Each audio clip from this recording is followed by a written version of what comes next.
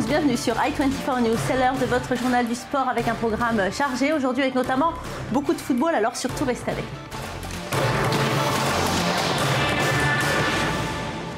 Et l'actu du sport aujourd'hui, c'est avant tout la polémique déclenchée par les propos du joueur Emmanuel Petit, l'ancien champion du monde. Pour la première fois, il s'exprime à la télévision en exclusivité pour i24 News. Il répond aux accusations dont il est l'objet. Emmanuel, bonjour.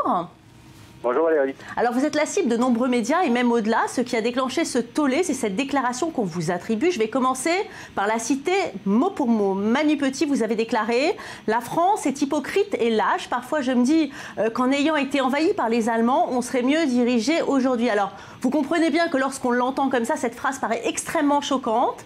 1. Est-ce que vous comprenez que les gens soient choqués? Et 2. Qu'est-ce que vous avez voulu dire en employant des mots si violents? Alors je comprends parfaitement justement que les gens soient choqués.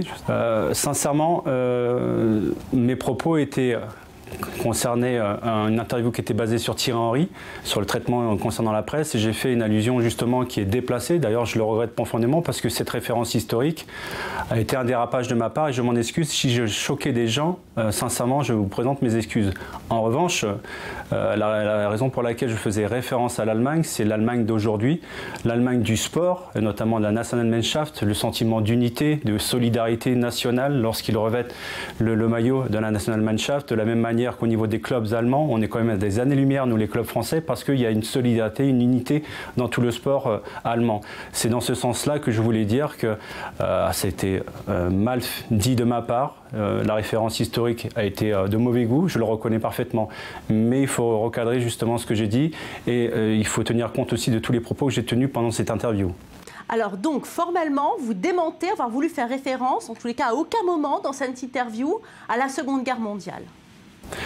Je l'ai fait, mais ça a été un dérapage de ma part. Moi, je voulais faire référence à l'Allemagne d'aujourd'hui, qui a pris les tournants qui s'imposaient début des années 2000, à la fois dans le sport, mais aussi dans son économie. Et moi, je trouve aujourd'hui qu'on devrait s'inspirer justement de ce qu'ont fait de bien les Allemands.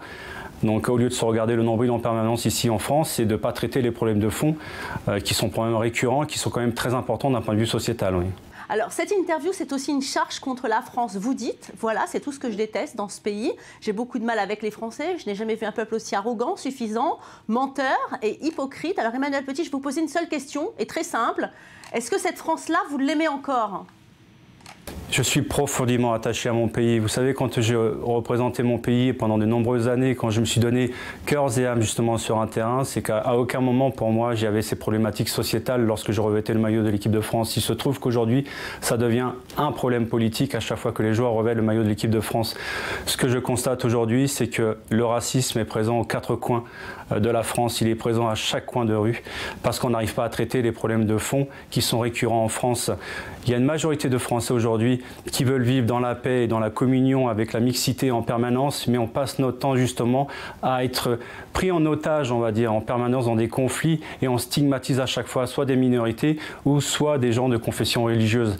J'en ai plus qu'assez, je suis désespéré. La France a toujours été dans mon cœur, le sera toujours, mais aujourd'hui je ne reconnais plus mon pays qui a été le pays des Lumières, le pays des droits de l'homme, des valeurs universelles. Quand je regarde par le passé la France, ce dont elle était capable d'un point de vue politique, mais au niveau national, quand je revois ce que la France aujourd'hui, j'ai peur pour l'avenir, pour mes enfants, j'ai peur pour moi, j'ai peur pour la France elle-même. Donc, il faut arrêter de vivre dans cette hypocrisie, il faut regarder les problèmes de fond en face, il faut les traiter sereinement, mais avec la communion de tous et arrêter de stigmatiser en permanence des gens issus de l'immigration. Il faut arrêter de monter les Juifs contre les Arabes, il faut arrêter de monter les Français contre les Arabes. La France d'aujourd'hui, c'est celle d'auparavant, c'est la même, elle est basée sur la mixité, sur plusieurs cultures en permanence, qui a fait l'émulsion justement, qui a fait la beauté de la France à différents niveaux. Et quand je vois aujourd'hui comment on traite, comment on est vilipendé en permanence dans les médias, comment on nous maintient justement dans une certaine propagande du racisme, j'en peux plus Valérie, j'en peux plus. Je me mets à votre place, qui est en Israël ou en Palestine, je me dis à un moment donné, la majorité des gens, ils en ont marre de ces conflits, ils veulent vivre en paix, ils veulent vivre dans la communion, il faut arrêter avec tout ça. Et en France, on passe notre temps, dès que vous ouvrez un journal, vous écoutez la radio, vous regardez la télé, c'est toujours la haine, c'est toujours la haine de l'autre. Je n'en peux plus, je suis désespéré. Je veux revenir à la France, qui était une France dans d'antan, une France où vraiment on se battait pour des valeurs qui étaient universelles, les valeurs des droits de l'homme. Aujourd'hui, ça n'existe de moins en moins, Valérie. Merci beaucoup Emmanuel Petit pour votre réponse en toute sincérité et en exclusivité sur i24 News. Football, ça joue ce soir pour le compte de la 16e journée de Ligue 1. Lille reçoit le Paris Saint-Germain, une rencontre pendant une période chargée pour les Parisiens. Ils s'attaquent à un mois de décembre où ils vont jouer tous les 3 jours avec notamment un choc contre le Barça au Camp Nou la semaine prochaine. Mais en face, le LOSC est loin d'être au mieux. Les nordistes ont vécu 2 mois et 10 rencontres sans aucun succès au compteur avec 6 revers et 4 nuls, toutes compétitions confondues. On écoute tout de suite Laurent Blanc, il dresse l'état des lieux de son équipe. Il y a une notion d'exigence, une notion et aussi une exigence de résultat, de performance. Donc on a un effectif assez large, on a quand même pas mal de blessures, on a une série de matchs très importante par rapport à d'autres clubs, par exemple. Et en plus on a quelques blessés, donc, ou quelques joueurs qui reviennent de blessures. Donc c'est un peu compliqué, mais je pense qu'on va y arriver sans problème. Et on va regarder tout de suite les résultats de cette journée de Ligue 1. Il y a déjà eu 3 matchs, déjà 7 buts marqués. Notez la contre-performance des Lensois à Louis II, Monaco qui s'impose donc 2-0 toujours. Et Toulouse qui s'impose face à Nantes. Nantes qui est resté sur 9 matchs sans défaite. Avant son déplacement à Marseille qui vient de perdre sa 2e rencontre d'affilée. Score de parité, 1 partout entre Lorient et Marseille. Ce soir donc on joue et je viens de vous le dire, le PSG se déplace à Lille. Montpellier accueille Saint-Etienne, Bordeaux se rend à Metz alors que jeudi, Lyon recevra Reims. Et en première ligue, ça joue également en ce milieu de semaine. Manchester United enchaîne les victoires de buts à 1 contre Stoke City. Liverpool enchaîne un 2e succès, 3 buts à 1 contre Leicester. West Ham bat West Bromwich 2 buts à 1. Arsenal reçoit Southampton pour un match avec beaucoup d'enjeux. Chelsea accueille Tottenham pour un derby de Londres alors que Manchester City se déplace à Sunderland. Et tout le monde pressentait les nominations au Ballon d'Or. Cristiano Ronaldo, le Portugais du Real Madrid, et Lionel Messi, l'Argentin du FC Barcelone. Ces deux-là se partagent tous les deux la récompense depuis 2008. Eh bien, cette édition 2015, ils ont été rejoints par un gardien de but des champions du monde allemand et du Bayern de Munich, Manuel Neuer. L'un d'eux donc recevra la récompense du meilleur joueur de football cette année. Ça sera le 12 janvier prochain à Zurich. Alors, lequel de ces 3 remportera ce vote qui prend en compte les suffrages des journalistes, de certains capitaines d'équipe et des sélectionneurs? Et la question est de savoir dans quelle mesure la Coupe du Monde pèsera dans le choix des votants. Mathieu Tomman dresse les forces et les faiblesses de chacun des nominés. Regardez.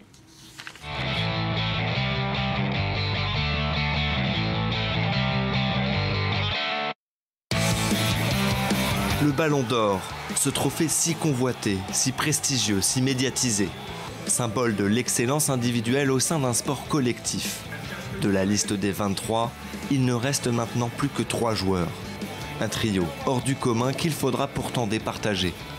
Alors lequel est votre préféré? Cristiano Ronaldo, Léo Messi ou bien Manuel Neuer? Il est beau, il a 28 ans et il a déjà tout gagné. Le Portugais Cristiano Ronaldo est au sommet de sa carrière. Grand gagnant de l'édition 2013 du Ballon d'Or, le joueur du Real Madrid a tout fait pour réaliser le doublé. Vainqueur de la Ligue des Champions, la fameuse décima où il a terminé meilleur buteur avec 17 réalisations. Également sacré lors de la Coupe du Roi. Ronaldo a un palmarès et des statistiques incroyables. Seul bémol, sa Coupe du Monde complètement ratée où le Portugal a été éliminé dès la phase de poule.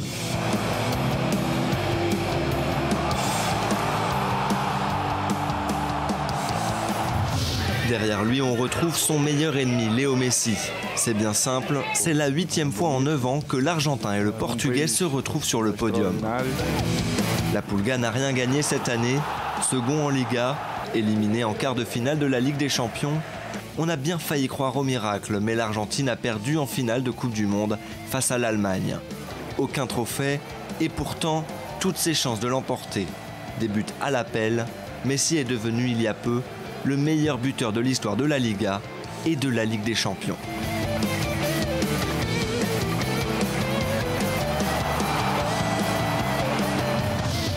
Plus en retrait, on retrouve Manuel Neuer, le gardien allemand.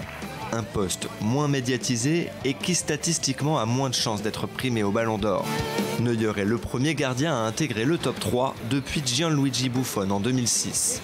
Mais cette année, le portier du Bayern Munich a toutes ses chances. champion de Bundesliga, vainqueur de la Coupe d'Allemagne et surtout champion du monde avec la Nationalmannschaft. Un palmarès qui a de quoi faire frémir ses deux concurrents.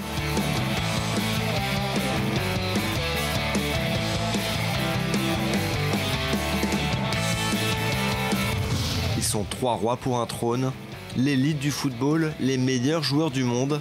De Messi, Ronaldo ou Neuer, il n'en restera plus qu'un. Résultat de ce combat acharné, le 12 janvier prochain. Et le rapport d'enquête sur les soupçons de corruption concernant l'attribution des mondiaux 2018 et 2022 à la Russie et au Qatar a été présenté par la FIFA. Son auteur Michael Garcia a dénoncé en septembre dernier, je vous le rappelle, une communication erronée et incomplète. Ce rapport devait permettre de connaître la vérité sur le choix des pays, mais le nuage de fumée persiste.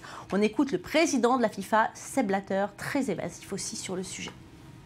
Dans les règlements de la FIFA, il y a un code de l'éthique. Dans ce code de l'éthique, il est dit que le comité éthique, est complètement indépendant. Ce qui veut dire qu'ils sont élus par le Congrès et non pas par le président de la FIFA. Et en plus, il est dit que si la confidentialité n'est pas respectée, c'est dans l'article 36 de ce règlement.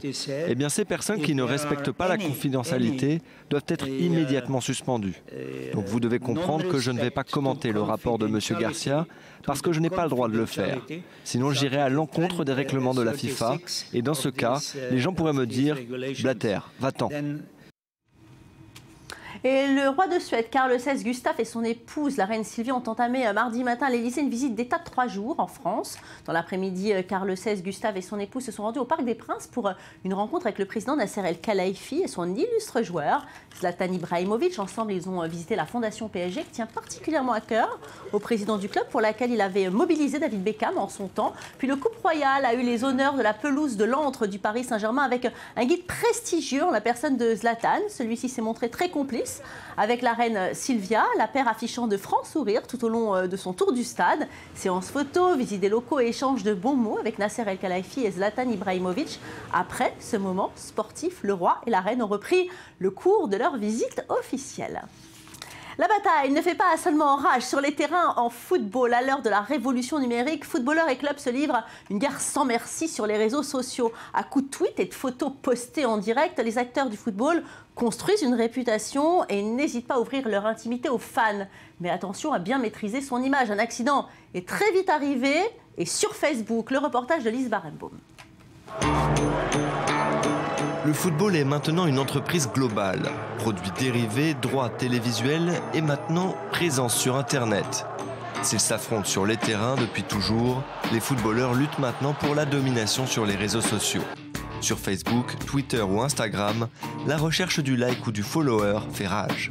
En haut du podium, on retrouve l'indestructible CR7. Cristiano Ronaldo et ses 100 millions de likes sur Facebook est le champion incontesté. J'ai finalement atteint les 100 millions de fans sur Facebook. Il devance ses rivaux du Barça, Léo Messi avec seulement 75 millions d'amis et Neymar avec 48 millions. Du côté des clubs, le PSG règne sur l'Hexagone avec ses 14 millions de fans, mais il reste un nain face aux grosses cylindrées européennes. Qui peut faire mieux que le Barça, adulé par 77 millions de fans, ou Manchester United, soutenu par 60 millions d'internautes? Des classements qui ne reflètent pas toujours la réalité sportive. Léo Messi garde 2 ballons d'or d'avance sur Ronaldo, et c'est bien l'Atlético Madrid qui est champion en titre d'Espagne malgré ses ridicules 8,7 millions de fans sur Facebook. La meilleure équipe actuelle sur le vieux continent, le Bayern Munich, se contente quant à elle de 22 millions de followers, soit 3 fois moins que Manchester United, 4e de Première Ligue, alors que son voisin Manchester City, champion en titre, réunit 44 millions d'amis. Mais en 2014, être présent sur les réseaux sociaux est devenu un instrument de survie financière. Incontournable, cette présence donne de la visibilité. La proximité avec le supporter l'entraînera peut-être à acheter un billet ou un maillot. Les joueurs deviennent des produits médiatiques et gare à ceux qui gèrent mal leur profil. Samir Nasri n'a pas arrangé son cas en équipe de France à cause des incartades de sa compagne envers Didier Deschamps. Il a beaucoup de qualités, mais qu'aujourd'hui, ses performances en équipe de France, elles ne sont pas à la hauteur de celles qu'il réalise avec Manchester City. Et au fait, du statut. il est important là-bas, il a un statut de titulaire. En équipe de France, c'est pas le cas. Et par rapport à ça, c'est pas évident. Ce sont avant tout le nombre de commentaires et de partages qui augmentent la valeur 2.0 des équipes, mais aussi la notion d'appartenance à une communauté. L'OM, avec 3,7 millions de fans, ou le LOSC, avec 500 000, réussissent tout autant sur Facebook à insuffler cette dynamique que les meilleures équipes européennes. Quoi qu'il en soit, un like sur Facebook ou un follower sur Twitter ne garantit pas le succès sportif. Et bien voilà, c'est fini pour aujourd'hui. Merci à vous tous de nous avoir suivis. Que le temps passe vite en votre compagnie, chers téléspectateurs. Merci de votre fidélité sur i24 News. On se retrouve demain pour encore plus de sport. En attendant, ne zappez pas, l'info c'est maintenant.